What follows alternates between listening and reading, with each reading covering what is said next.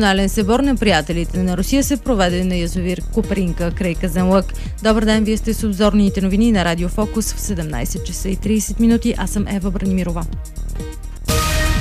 Осмият национален събор на приятелите на Русия се проведе на язовир Копринка край Казанлък. Форумът се организира от Национално движение Русофили, Форум България-Русия, Фондация Устойчиво развитие за България, Община Казанлък със съдействието на Изпълнителната агенция по горите. Как премина осмият национален събор, ще ни разкаже Жана Димитрова от град Казанлък.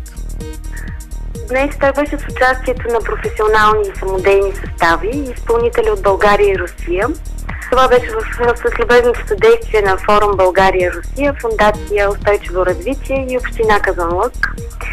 На събитието уважиха видни за цялото общество личности, като Сергей Станишев, Ивайло Калфин, настоящият кмет на Община Казанлък Стефан Дамянов и председателят на Общинския съвет господин Васил Самарски, както и посланникът на Русия и неговата съпруга.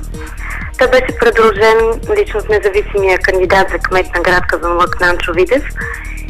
Успя да разгледа старата част на Казанлък, улицата на занаятите, разходи се из парка Тюлбето, където посети оригинала на тракийската гробница, както и старинната църква Свети Илия.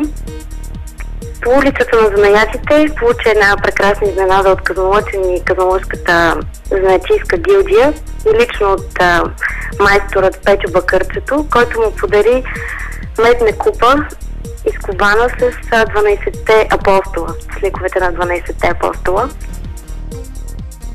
В събора ежегодно участват повече от 10 000 приятели на Русия от цялата страна. Българи, работили в Република Коми и на строителни обекти в Русия или приятели, учили в руски учебни заведения.